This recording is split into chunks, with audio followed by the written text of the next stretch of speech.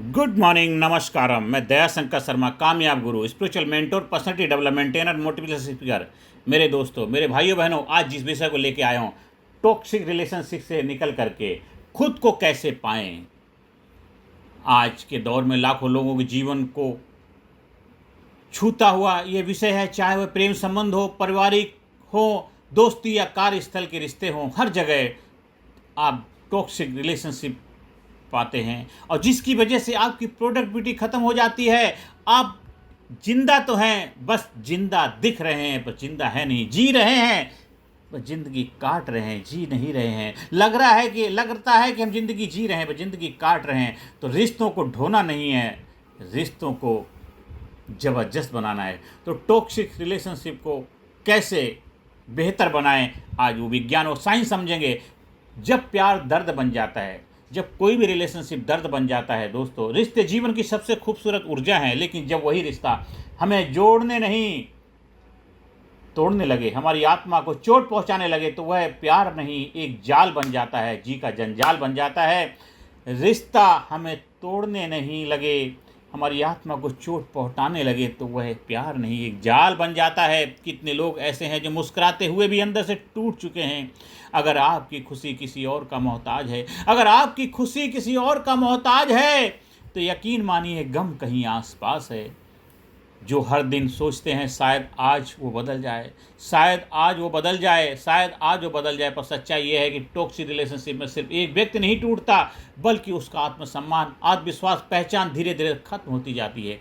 याद रखिए, रिश्ता तभी अच्छा है जब वह आपको बढ़ाए, गिराए नहीं। रिश्ता तभी अच्छा है जो आपको बढ़ाए, आपके जीवन खुशियाँ लाए, ना कि आपको गिराए, आपके जीवन में दुख परेशानी का कारण बने। टॉक्सिक रिलेशनशिप की पहचान, दर्द का सच समझिए। टॉक्सिक रिलेशनशिप का मतलब सिर्फ अब्यूज नहीं होता है, यह वो रिश्ता भी है जहां आपकी बातों की इज्जत नहीं होती, आपकी भावनाओं को लगातार नज़रअंदाज किया जाता है, आपको गिल्ट में रखा जाता है, आप हमेशा खुद को कमतर महसूस करते हैं और सबसे बुरा, आप खुद को खोने लग जाते हैं। ये टॉक्सिक रिलेशनशिप की पहचान है। ऐसे रिश्ते में आप धीरे धीरे अपने इनर वॉइस से डिस्कनेक्ट हो जाते हैं। आपका माइंड डर, गिल्ट और डिपेंडेंसी से बंध जाता है। दोस्तों, कभी कभी छोड़ देना भी प्यार का एक रूप होता है। कभी कभी छोड़ देना भी एक प्यार का रूप होता अपने लिए। कभी कभी रिश्ते को छोड़ देना भी एक प्यार का ही रूप है अपने लिए, क्योंकि आपको प्रोडक्टिव बनना है, आपको आप बनना है, आपको लाजवाब बनना है, आपको जिंदा रहना है। तो कभी कभी प्यार को छोड़ देना भी एक प्यार ही होता है। कोई रिश्ता जो आपके लिए बंधन बन जाए, तो फिर उससे आज़ाद होना ही आपकी ज़रूरत बन जाती है। इसलिए break the chain, emotional freedom की शुरुआत करनी है। Break the chain. अगर आप टॉक्सिक रिलेशनशिप में हैं, तो पहला कदम है स्वीकार करना है कि हाँ, यह रिश्ता अब मुझे नुकसान पहुंचा रहा है। आप तब तक कुछ नहीं बदल सकते जब तक सच्चाई को पहचानने की हिम्मत नहीं करते। स्टेप 3 स्टेप्स हमें अपनाने हैं कि कैसे हम फ्रीडम हासिल करें, इमोशनल फ्रीडम। सबसे पहला स्टेप है एक्सेप्टेंस, स्वीकार करना। सच्चाई को देखें, बहाने मत बनाइए। जो रियलिटी है उसको स्वीकार करिए, बहाने मत बनाइए। रियलिटी को स्वीकार करिए। मेरा पति है, मेरी पत्नी है, मेरा बच्चा है, मेरा बाप है, मेरे माँ है, मेरे भाई है, मेरे बहन है, मेरा दोस्त है, मेरा बिजनेस है, मेरा काम है। मेरे दोस्तों, सच्चाई को स्वीकार करिए, बहाने मत बनाइए, रियलिटी को एक्सेप्ट करिए। यही तो हुआ था महाभारत युद्ध में। अर्जुन अपनी सच्चाई से भाग रहा था। क्या कह रहा था? उसका काम क्या था? धनुर्धर था। युद्ध के मैदान में वो युद्ध फतेह करने के लिए जब जा रहा था और हथियार डाल दिया, सरेंडर कर दिया।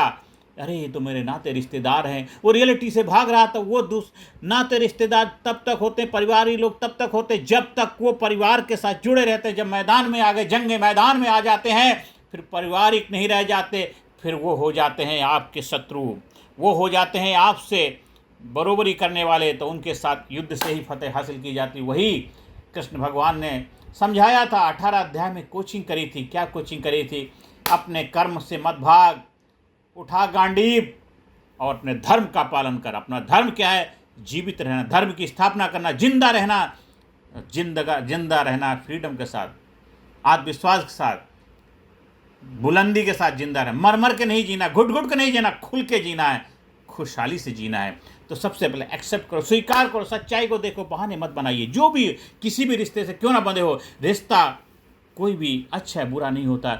रिश्ते को जो निभाने वाले होते हैं उन्होंने रिश्तों के अंदर कुछ ऐसी कमियां पैदा कर ली हैं। हमें उन कमियों को दूर करने के लिए हमें कुछ समय के लिए सारे रिश्तों से डिस्टेंस बनाना पड़ता है। इस वजह से जो भी रियलिटी उसको स्वीकार करना है। दूसरा, डिटैचमेंट, विरक्ति, दूरी बनाइए, अपने स्पेस की रक्षा करिए। जो चीज़ आपको दुख परेशानी का कारण बन जाए उससे डिस्टेंस बनाना ही फ़ायदा रहता। आग की तभी महत्ता होती जब उसमें डिस्टेंस बना करके हम उसको इस्तेमाल करते। आग के ऊपर हाथ रखोगे जल जाओगे, बर्बाद हो जाओगे। तो डिटैचमेंट होना चाहिए। तीसरा है हीलिंग, चिकित्सा, खुद को नया करने की प्रक्रिया शुरू कीजिए। डॉक्टर आपके शरीर की बीमारी ठीक करता है, आपको खुद की बीमारी आपको खुद ही ठीक करनी है। हीलिंग करिए। अपने रिश्ते ने जो टॉक्सिकपन आपके अंदर ला दिया है, आपको इमोशनल हीलिंग करनी है। चिकित्सा, ये 3 स्टेप आपको अपनाने हैं इमोशनल फ्रीडम के लिए। एक्सेप्टेंस, स्वीकार करना, डिटैचमेंट, विरक्ति, दूरी बनाइए, स्पेस की रक्षा कीजिए, और हीलिंग, चिकित्सा, खुद को नया करने की प्रक्रिया शुरू कीजिए। याद रखिए, अगर आप किसी को छोड़ने से डरते हैं तो आप अब तक खुद से जुड़े ही नहीं हैं। जो खुद से प्यार करता है वो कभी किसी को छोड़ता नहीं है, वो अपने आप को जोड़ता है। क्योंकि जब आप अपनी रिस्पेक्ट, अपनी इज्जत, अपनी वैल्यू करते हैं, अपने आप से प्यार करते हैं, तभी आप दूसरों से कर सकते हैं। आप किसी रिश्ते में इसलिए बंधे हुए हैं कि आप किसी बंधन में बंधे हुए हैं। बंधन में तो बंधे हुए हैं तो आप अपने आप को खो चुके, अपने आप को तोड़ चुके, अपने आप को असहाय महसूस करें, लाचार महसूस करें। तो रिश्ता किस काम का, जो रिश्ता आपको आप ना बनाए, आपको लाजवाब ना बनाए, आप में प्यार पैदा करे ना करे, वो रिश्ता नहीं है। इसलिए आज से, अभी से आपको सोचने की ज़रूरत है, समझने की ज़रूरत है, अंडरस्टैंडिंग की आवश्यकता है। और इसके बाद आगे बढ़ सेल्फ डिस्कवरी, खुद को वापस पाना है। खुद ही से जुदा हो गए तुम, खुदा की कसम खुदा हो गए तुम। अपनी डिस्कवरी करो, अपने आप को जानो। अब समय है खुद को फिर से खोजने का। एक बार जब आप टॉक्सिक रिश्ते से बाहर निकल जाते हैं तो सबसे बड़ी हीलिंग शुरू होती है, अपनी पहचान की वापसी। खुद से 5 सवाल पूछिए। मैं कौन हूँ जब कोई मुझे कंट्रोल नहीं करता? मैं कौन हूँ जब कोई मुझे कंट्रोल नहीं करता है? मुझे क्या पसंद है क्या नहीं? मुझे क्या पसंद है क्या नहीं? अपने खोज करो। मैं अपनी ऊर्जा कहाँ खर्च कर रहा हूँ?